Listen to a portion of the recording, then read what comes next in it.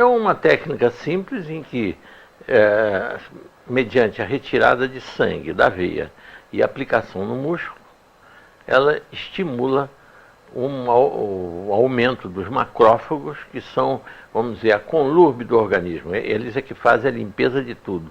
Elimina as bactérias, os vírus, as células cancerosas, chama neoplásicas, faz uma limpeza total. Elimina inclusive a fibrina, que é o sangue coagulado. E agora, esse macrófago, ocorre o aumento de produção do macrófago pela medula óssea, porque o sangue no músculo funciona como um corpo estranho a ser rejeitado pelo sistema retículo endotelial. No músculo. Enquanto houver sangue no músculo, o sistema retículo endotelial está sendo ativado. E só termina essa ativação máxima no fim de 5 dias. O número de macrófagos normais, a taxa normal é de 5% no sangue. Com a autohemoterapia, nós elevamos essa taxa para 22% durante 5 dias. Do 5º ao 7º dia, começa a declinar porque o sangue está terminando no músculo. E quando ele termina, volta aos 5%. Daí a razão da técnica de determinar que deva ser repetida de 7 em 7 dias. Essa é a razão do funcionamento. Como funciona a autohemoterapia? É um método de custo baixíssimo, basta uma seringa, pode ser feito em qualquer lugar, porque não depende nem de geladeira, de nada, simplesmente porque o sangue é tirado no momento e aplicado no paciente. Não há trabalho nenhum com esse sangue, não há nenhuma técnica a ser aplicada nesse sangue. É apenas uma pessoa que saiba pegar uma veia e saiba dar uma injeção no músculo. E uma seringa para fazer a retirada do sangue e a aplicação no músculo. Mais nada. E resulta num estímulo imunológico poderosíssimo. Então, realmente, é uma coisa que poderia ser divulgada, usada em regiões sem recursos, em que as pessoas não têm condições de pagar estímulos imunológicos caríssimos, como, por exemplo, os feitos de medula óssea, que se faz medicamentos. Eu não posso dizer o nome do medicamento, porque não estou fazendo aqui propaganda, mas é um medicamento caríssimo que se usa para produzir o mesmo efeito da autohemoterapia, que é um lisado de timos, de vitela, que foi fabricado, e isso eu posso falar, é um lisado de timos de vitela. Tem um nome de fantasia, né? Mas na realidade a essência do produto é um lisado de timo de vitela. O timo de vitela submetido a um fermento digestivo que se transforma num medicamento, mas é de custo muito alto, enquanto que a autohemoterapia produz o mesmo efeito a custo baixíssimo. Então e portanto podendo ser usado em todas as camadas da população, né? Sem nenhum problema. Aí essa é que é a grande vantagem.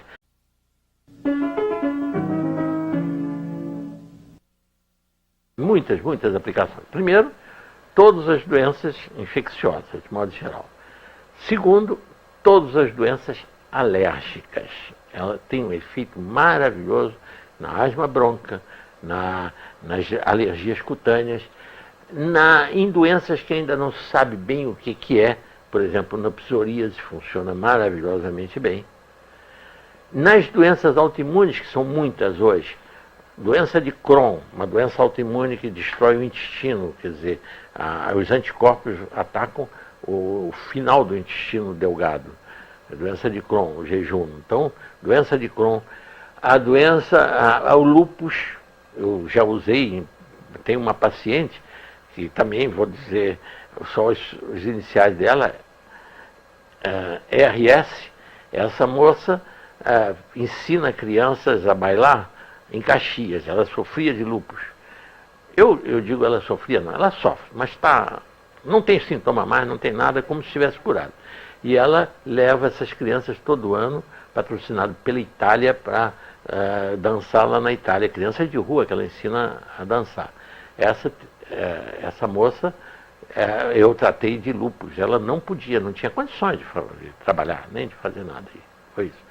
Então, no lúpus, a esclerodermia que eu já contei, artrite reumatoide, dá um excelente resultado em artrite reumatoide. Eu tenho uma paciente da UFRJ, uma funcionária de lá, que estava praticamente sem andar há 8 anos, e com a autohemoterapia ela está hoje normal, ela sobe no meu consultório, pega ônibus, não tem mais problema nenhum. Na miastenias graves, eu tenho uma paciente que tem a minha idade, 78 anos. Essa paciente, ela até tem um mês mais do que eu, 79, vai fazer 79 antes de mim, que eu faço 79 em maio. E ela foi diagnosticada miastenias graves em 1980, no Instituto de Neurologia, na Avenida Pasteur. E foi dado, como não tendo nada a fazer, porque nada se fazia mesmo. E ela vem fazendo autoimunoterapia desde 1980. Ela é a única sobrevivente dos diagnósticos feitos da miastenias graves, todas as pacientes que tinham miastenia grave, na época que ela começou, em 1980, não existe nenhuma viva. Só ela. Vai no meu consultório com a filha, acompanha. A filha, ela toma ônibus. Pessoa humilde e tudo, toma ônibus. E chega no meu consultório. Isso 24 anos depois. Então, é realmente uma coisa incrível da gente de não se divulgar um trabalho que beneficia, que alivia o sofrimento de tanta gente, em tantas direções, vamos dizer, em tantas patologias, em tantos tipos diferentes de doenças crônicas e agudas também. Eu, por exemplo, eu sei que eu estou errado de não tomar vacina de idoso, mas é como eu faço autohemoterapia, eu não preciso tomar vacina de gripe de idoso, porque eu tenho o sistema imunológico ativado. Não condeno, não. Ótimo que todo mundo faça a vacina, tome a vacina de gripe. Ótimo. Eu não preciso. Eu nem minha mulher, nós não precisamos, porque nós fazemos autoimunoterapia, mantemos o nosso sistema imunológico ativado. Então, realmente, é um recurso terapêutico que tem uma amplitude enorme, mas enorme mesmo. E o benefício que causa, por exemplo, em 1980, no consultório que eu tinha na cidade, no edifício de Paoli, que era numa sala que um irmão que tinha lá, e eu atendi uma senhora, eu digo só que o nome dela é só Graças, que aí não dá para identificar. Essa senhora foi diagnosticada de esclerodermia pelo serviço médico da Petrobras.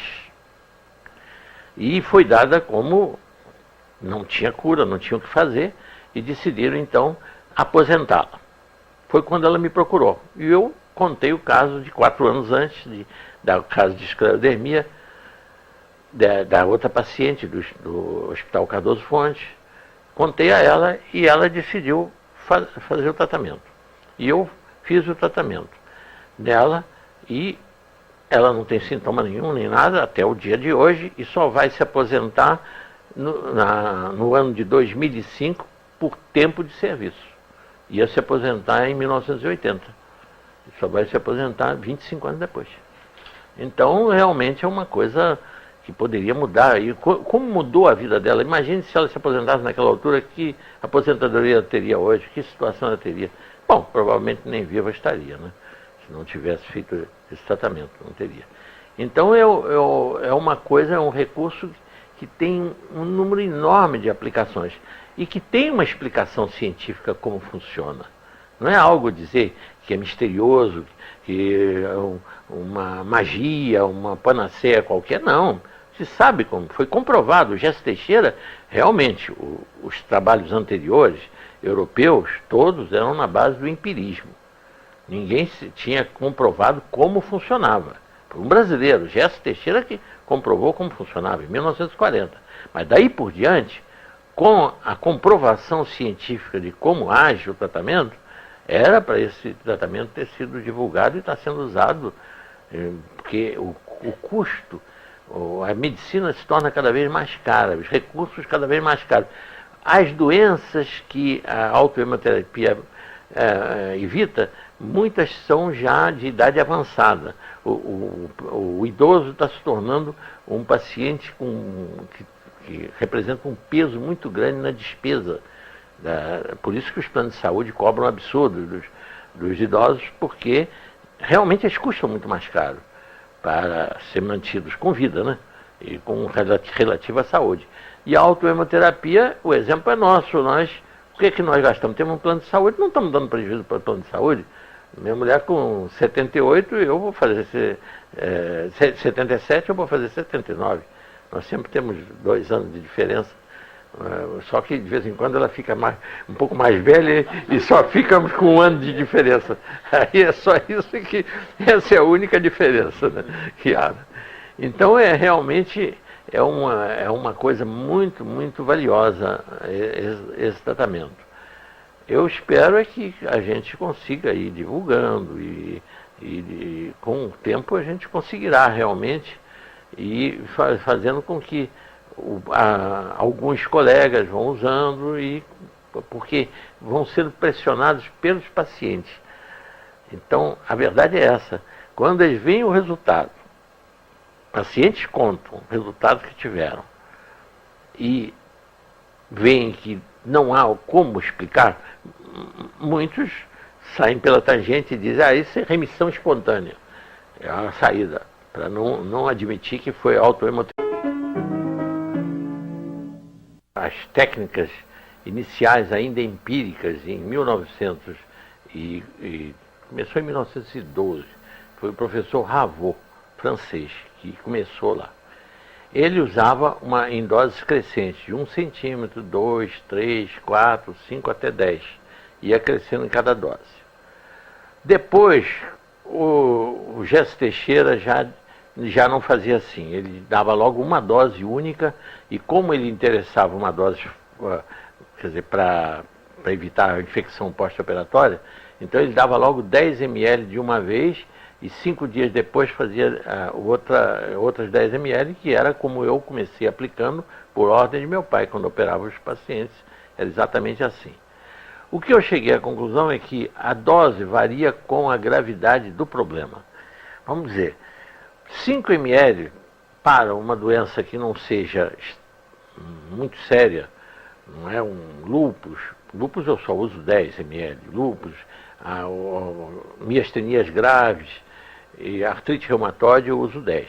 Quando é uma alergia, vamos dizer, uma reação alérgica, uma asma, normalmente é 5 ml, basta 5 ml. Rinite, 5 ml. Não há necessidade de doses maiores. No casos desesperadores, como foi o caso da esclerodermia, o primeiro caso que eu tratei, em 76, eu usei 20 ml iniciais, porque eu precisava dar uma resposta violenta para paciente sair de uma situação que estava praticamente esclerodermia fase final, não tinha nada para fazer. Então, tudo valia. Pode-se fazer a autohemoterapia durante 10, 15, 20 anos. Eu, por exemplo, tomo há muitos anos. Mais de 15, 20 anos que eu faço autohemoterapia. Agora, não há nenhuma contraindicação. A gente eu venho fazendo porque eu viso evitar doenças que deveriam se incorporar no meu dia a dia, porque com a idade que eu fui avançando, eu passei pela idade dos acidentes vasculares. Muito bem, então tomava para evitar o acidente vascular, tanto cerebral quanto cardíaco, né? Agora estou tomando porque também me protege contra o câncer, mantendo meu sistema imunológico ativado. Eu tenho sempre macrófagos prontos para devorar as células que com a idade, ou até jovem, até aparece, porque célula cancerosa de vez em quando é como numa fábrica, um controle de qualidade. Existem sempre produtos que não saem corretos. E tem que haver um controle de qualidade. O nosso controle de qualidade é o sistema imunológico, que faz o controle de qualidade das nossas células. Então isso realmente é necessário. Não há limite de uso, de tempo. Pode-se usar uma vida inteira. Eu mando os pacientes fazerem assim. Faz uma série de 10 aplicações, depois descansa um mês. Alguns casos que nem precisa, é só como prevenção, descansa 2, 3 meses, depois faz outra série. Seria, vamos dizer, para usar de forma permanente, agora com intervalos, dependendo os intervalos da finalidade com que está sendo aplicada a autohemoterapia. Se for apenas preventivo, pode fazer intervalos grandes. Se for visando um problema, uma doença que já houve e que tem que ser mantida sob controle, aí faz intervalos menores. Faz 10 aplicações, 30 dias de intervalo e tudo. Quando chega muitos pacientes eu começo com 10 ml na fase aguda da doença e depois eu reduzo para 5 por semana, porque não precisa mais. E tem pacientes, agora vou dar o exemplo do caso que a minha vizinha lá de Visconde de Mauá, que tem uma casa lá, ela teve uma doença que ia cegá-la, ela teve toxoplasmose e já estava com 20% da visão. E então um dia uma amiga dela nos encontrou na estrada e contou a história e eu então prescrevi a autohemoterapia para ela. Ela, por conta dela, quando viu que melhorava, ela aumentou de 10 para 20 ml. Tomava 10 em cada nádia, 20 ml. E ela recuperou 80% da visão. E ela até hoje faz. Isso já tem mais de 10 anos, bem mais, né? E ela até hoje ela faz isso aí. O intervalo entre uma aplicação e outra é de 7 dias. Casos raros que eu faço de 5 em 5 quando eu quero manter o nível de macrófago de acima de 20%. Quando não há necessidade disso, quando a infecção ou o problema está sob controle, eu então faço de 7 em 7 dias, porque dá para reativar no 7º dia e volta de novo aos 20%. Porque faltou eu explicar que do momento que se faz-se a autohemoterapia, leva 8 horas para a taxa de 5% chegar a 22%. Cada hora vai subindo. O Jesse Teixeira, a técnica que ele usou para comprovar a ação da autohemoterapia, foi uma coisa muito simples. Simples porque depois que a gente lê, né? Porque a descoberta que é difícil. Ele descobriu que, usando uma substância cáustica que se chama cantárida, e passando na coxa, forma-se uma bolha.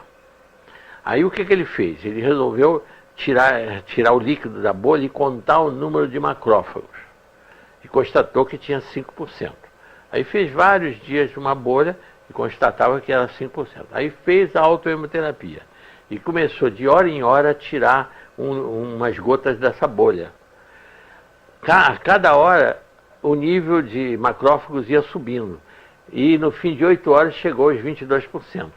E ele constatou que durante a semana toda, os 5 dias manteve sempre os 20%. Todo dia ele tirava e mantinha os 20%, 22%. Do 5º ao 7º dia é que começou o declínio. Então ele fez isso em coelhos. Ele fez a autohemoterapia em coelho. E verificou que terminava a ação da autohemoterapia quando o sangue terminava, porque ele sacrificava o coelho e verificava. Voltou de novo aos 5%, foi ver no local que tinha sido aplicado o sangue, já não existia mais sangue. Mas a autohemoterapia também é usada em veterinária. Se usa em vaca que tem uma doença vírus que chama-se figueira, como verrugas que nascem no focinho da vaca e que realmente prejudicam muito, muito a vaca. Aplicando a autohemoterapia que eles fazem com 20 ml na vaca, em 2, 3 dias cai toda a figueira, cai todas aquelas verrugas que a vaca tem e desaparece tudo. Isso é uso veterinário. Em músculos do braço, às vezes tem pacientes que querem que aplique os 10 ml logo no músculo, num braço, só para não levar 2 picadas. Eu sou contra. Eu acho que 5, o músculo do braço, o deltoide, comporta 5 ml. Bem, não há problema nenhum. Agora, na nádiga, Sim, a gente pode aplicar os 10, o músculo glúteo tem a capacidade de receber 20 ml, de 10 ml. 10 ml. A dona Malu, essa que eu contei, da toxoplasmose, aplicava 10 em cada nádega, porque ela queria um efeito máximo que podia por causa da vista dela, né? Que ela queria salvar a visão, né? Mas isso foi ela mesma, isso não fui eu que receitei os 20 ml assim, não. Isso foi a própria paciente que decidiu tomar de 20 ml para ter um resultado mais eficiente, né? Então, a dosagem, há casos que eu acredito, e dependendo também, teria que ser feito um estudo, qual a necessidade real. Por exemplo, se tem relação essa quantidade, é uma coisa que eu já vim pensando nisso. Qual seria a relação entre o peso corporal? Porque as dosagens dos medicamentos variam em função do peso corporal. A dosagem que uma criança toma de 30 quilos é muito menos do que uma pessoa de 70. A auto-emo talvez seja desnecessário em crianças pequenas ser uma dosagem como se dá em adulto, de 5 ml, poderia aplicar 2, 3 ml. Isso tudo a minha esperança é que essa nossa fita aí e essa divulgação que vai resultar disso, que interesse pessoas que queiram fazer uma pesquisa de laboratório sobre isso, que tenham condições de fazer, porque eu não. Eu faço tudo na base do estudo da clínica, na base de raciocínio, sem pesquisa de laboratório, sem nada, porque eu não tenho laboratório para isso, não tenho laboratório de pesquisa. Então é tudo pesquisa clínica, da aplicação prática da autoimunoterapia. Todos os meus estudos vêm de aplicação prática. Como eu tenho certeza de que é uma técnica absolutamente inocente, que nenhum mal faz para a pessoa, nunca vi nenhum problema, eu então, a gente diz, bom, mas se uma injeção de penicilina pode dar um choque anafilático? Pode, mas o próprio sangue não dá choque anafilático em ninguém, não há o menor risco desse tratamento. Nunca vi nenhum abscesso, nenhuma contaminação. Por que não há abscesso? Porque como estimula o sistema imunológico, mesmo que ela seja aplicada mal, não deve ser aplicada nas melhores condições de higiene. Mas se for mal aplicada, dificilmente vai haver uma infecção, porque o sistema imunológico está aguerrido, está quadruplicado. Então por isso que dificilmente, eu nunca vi até hoje nenhum problema. Já vi sim, pacientes que não podem ver sangue e quando vão tomar a injeção desmaiam, mas aí é pelo emocional, não tem nada a ver com a autoemoterapia, com o efeito sobre o equilíbrio da pessoa, não tem nada a ver. Mas então, realmente eu acho que é de grande valor essa técnica e eu espero que agora a gente tenha uma divulgação. Nenhum mal, porque apenas é que do 5º ao 7º dia é que o sangue já foi praticamente grande parte reabsorvido e o estímulo imunológico que ocorre em função desse sangue significar um corpo estranho no organismo e que o sistema imunológico se ativa para rejeitar esse sangue, para eliminar, esse estímulo está declinando. Se fizer com menor espaço de tempo, não há esse declínio. Ele se mantém sempre naquela faixa dos 22% de macrófagos, quando o normal é 5%. Não vai haver nenhum prejuízo. Não há necessidade, vai sacrificar o paciente, porque na realidade ele vai ser perfurado a veia mais vezes e tudo, e não há necessidade. Se for de 7 em 7 dias, é quando ele chega ao mínimo e há uma reativação. Quando eu preciso que o paciente se mantenha no nível máximo, eu faço com 5 dias de intervalo, aí não chega a ver o declínio que ocorre do 5º ao 7º dia.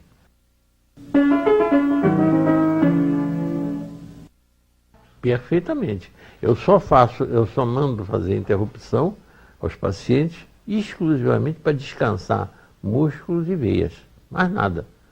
Se a pessoa se as veias são usadas alternadamente, não pega sempre do mesmo braço e vai alternando, e se os músculos também são usados alternadamente, ora na nádega, o glúteo do lado esquerdo, depois do direito, depois do deltoide, que é do braço direito, depois do esquerdo, aí não há necessidade de interromper. Mas como cansam, aí há necessidade de interromper.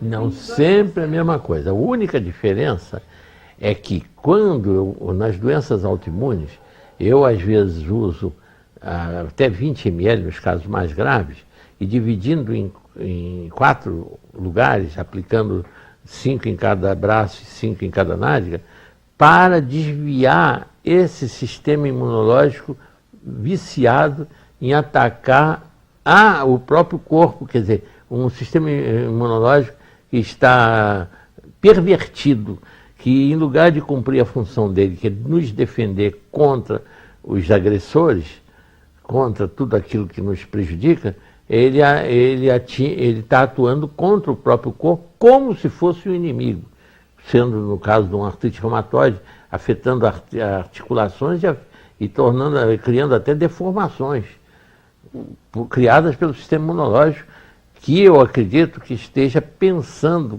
atender a um pedido do inconsciente para desviar um sofrimento psíquico para uma área física. E com isso, enquanto a pessoa preocupada com os seus órgãos, com os seus dedos deformados e tudo, está esquecendo os problemas psíquicos que motivaram o desvio, a perversão imunológica. Mas que atender é uma desgraça a gente sofrer sofrer fisicamente só para aliviar psiquicamente as tensões, né?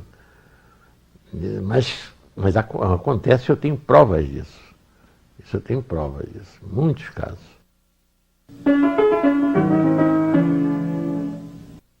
Aí depende muito da criança, porque eu já tive há pouco tempo uma criança de 5 anos que aceitou perfeitamente a autoemo, porque tem um controle emocional tão bom que eu, explicando a ela que ela ia ser beneficiada, era uma criança asmática, uma asma grave, e que ela já estava cansada de sofrer a falta de ar. Então, uma criança com um nível, talvez, de raciocínio muito ativado, uma criança muito inteligente, ela se convenceu que valeria a pena. E aceita a autoemo perfeitamente. Até quem mais sofre quando ela toma autoemo é a mãe, muito mais do que a criança. A mãe sofre pela criança.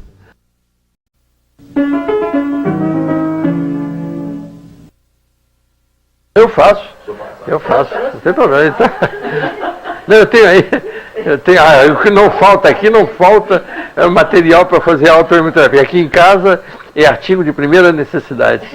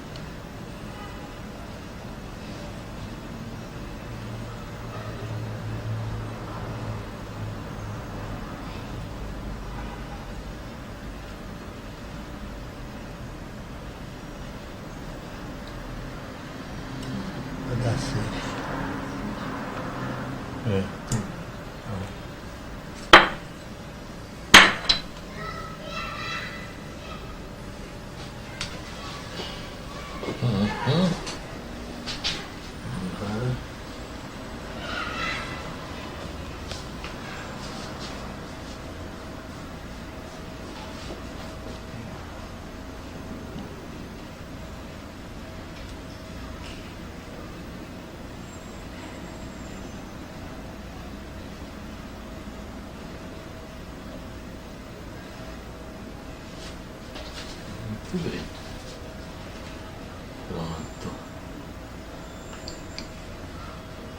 Está feito. Uma coisa simples, né?